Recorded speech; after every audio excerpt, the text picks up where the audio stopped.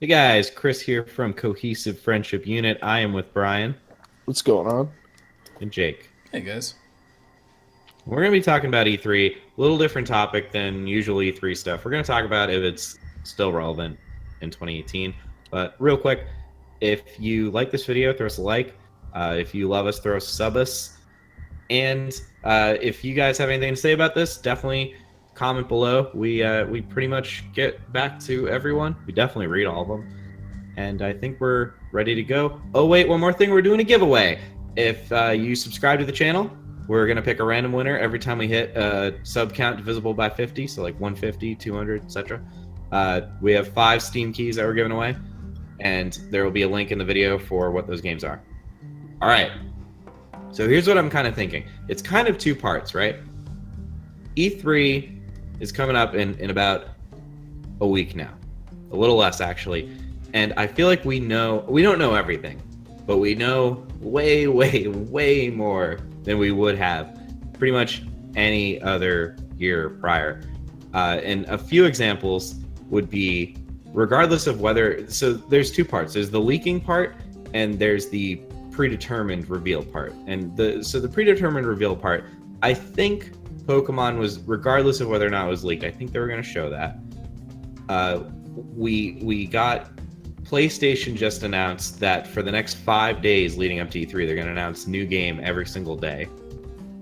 So that's kind of pre-announced. Fallout 76, that was not leaked. That was pre-announced. So there's that kind of portion of it. And I think a lot of that pre-announcing is to get things hype on social media leading up to the actual conference. And the other part is obviously the leaks. There was a big Walmart leak that leaked a bunch of games, and a few of those have kind of surfaced. Rage 2 was one of those games, and then Bethesda pushed out a trailer for Rage 2 because it was leaked.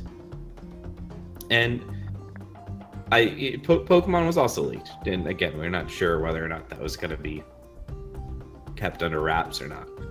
But what do you guys think? Do you think that kind of, now that we have the internet in full force, everyone's push, like, social media isn't like a new thing anymore. It's like expected means of communication at this, like, If you're a tech president company, tweets yeah. to us, I guess, which is a thing. Well, yeah, we're not going to get into. We're not going to get into that. Not going to do the politics too. No, But no. tweets are newsworthy, I guess, is what I'm saying. Like that counts. Do we even need E3? Like, what's the point of E3? Nintendo only does directs now. This thing that we're gonna see it's probably already recorded. It's probably already done. They're just gonna show it to us on a day that people just so happen to be doing conferences.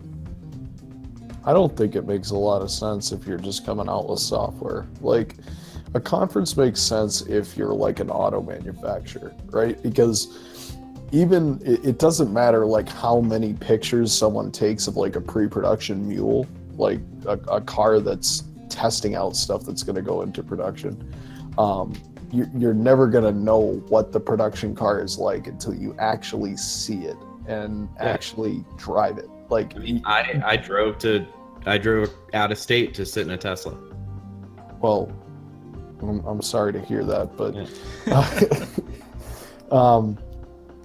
if they were coming out with consoles, if it was multiple manufacturers coming out with hardware like it used to be back in the 1980s and the 1990s, that would make more sense. But where everybody's kind of just coming out, oh, we're coming out with a new flagship title, or we're coming out with, new software updates, or, it doesn't really seem to be the focus on hardware. And that's what you really want to do at a conference. So I don't know. I think it makes more sense to do what Nintendo's doing and just announce your stuff when it's ready. Like, say we're going to make an announcement at the end of whatever month about this, or don't, and leave it cryptic. But like, that gives you as a developer more time to put your stuff out, because you're not rushing to get something done for E3. It just doesn't make a lot of sense if it's not something physical that a reviewer or a reporter would have to experience that they couldn't just download on their computer and play. Well, That they yeah, had to experience at the conference because there was some hardware aspect to it. There was some interface aspect to it that they couldn't experience by just downloading it to their computer and playing it at home. well, I do think the playable software is somewhat comparable to. No, but I mean, you could just give that to people as an encrypted USB stick in a demo. Yeah, I feel like that makes things like really, as far as keeping things tight and locked down, not getting data mined, and if you're running off of a dev kit or whatever, I think that's, from that perspective, it is good to be able to give people hands-on time. But it's also like E3 is, I mean, conferences in general are either to make money or to market things. Like, I don't think E3 was ever about showing off hardware physically to people or necessarily showing off software that you couldn't get otherwise. It was all to market upcoming games. Because every company pays to be at E3. So just because they're leaking their games early, I don't think obsoletes E3. I think it's just them getting smarter with their marketing and building up hype and getting people more excited, feeding people little bits about their game as time goes on. So you think it's... Sorry, go ahead.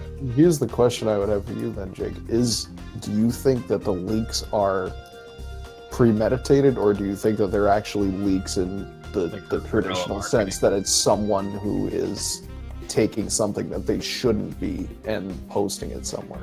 Yeah, is it guerrilla marketing or is it genuinely a leak? I'm sure there's both. I mean, we're getting close to conspiracy theory territory here, but every Assassin's Creed leaks like the same way, the same day every fucking year. Right. Like that one. That's not so guerrilla marketing. Yeah, I guess. It's always some merch. Right. But like Nintendo's been doing their directs for a while now, and they never really kind of did the E3 thing. But if every company kind of did their own little like mini direct as Nintendo does, I don't think there would be as much hype around new releases because they would all be broken up into smaller bits rather than one huge week of just video game ecstasy. I do think that it is kind of like and I don't know how I feel about this again, because you're bringing everyone is competing against everyone to get their time in the sun, to get their game, trending or going viral or whatever. Everyone next week is gonna be wanting to take up that, like, be that game at E3. I don't know if that's good for, you know what I mean? Like, is that healthy for everyone? Competition is always healthy, and there's always the history of advertising is trying to be that whatever.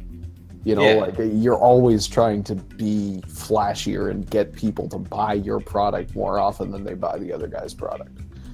And that, in a sense, I think is healthy because you have to have something to advertise. If it's just all bullshit, like, people will see through it.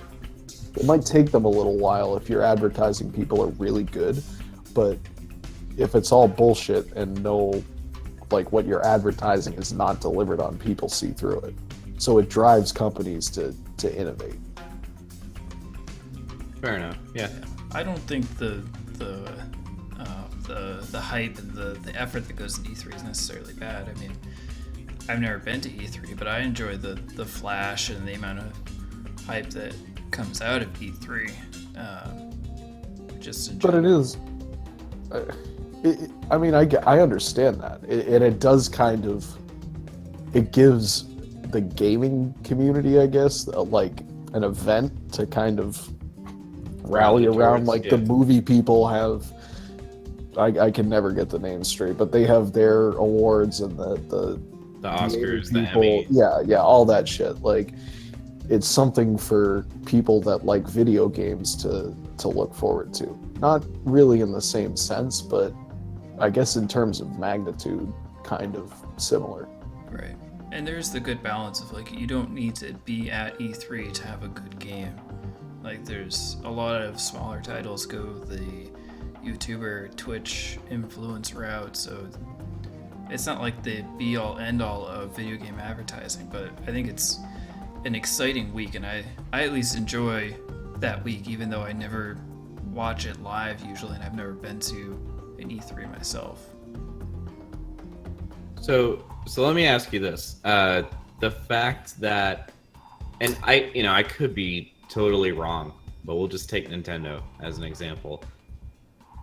The fact that whether or not, I mean, Smash they decided to show in March, but whether or not that was because of this like new trend to like get it hyped for the actual E3 blowout or not kind of remains to be seen. But the fact that you know that they're going to show and blow out Smash, and the fact that you now know about Pokemon Let's Go, and the fact that you now know about Fallout 76, and the fact that you now know about Rage 2, like I feel like these are surprises that are kind of are things, does it still have the potential to carry the same amount of weight for you?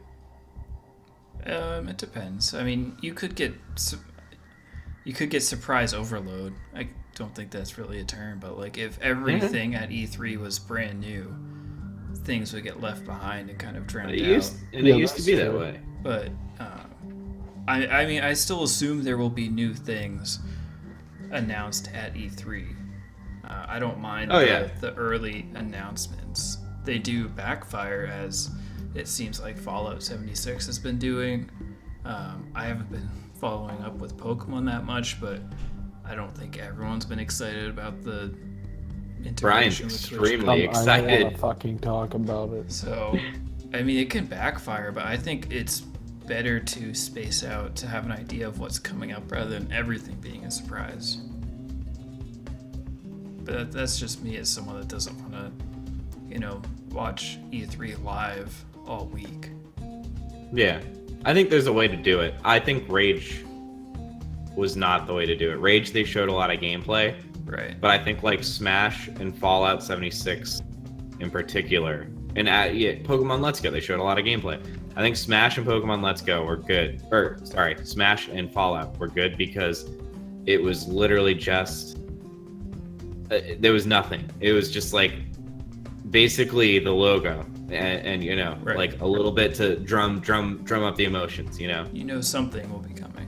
like if you didn't normally watch E3 stuff and you caught this trailer in March or whatever, now you might be like, oh, I'm gonna check that out. I'm gonna be there on June 12th and watch that.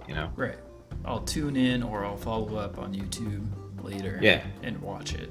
But if you saw that Pokemon trailer, you're like, oh, okay. I get it. Pokemon Go mixed with regular Pokemon. I'm good. Well, and that's kind of what I'm saying about it. If it's not really hardware, you can see everything you need to see in a demo or a video. Yeah. Right. But there is something to say, like a lot of the times at E3, the announcements are a trailer and maybe a staged walkthrough.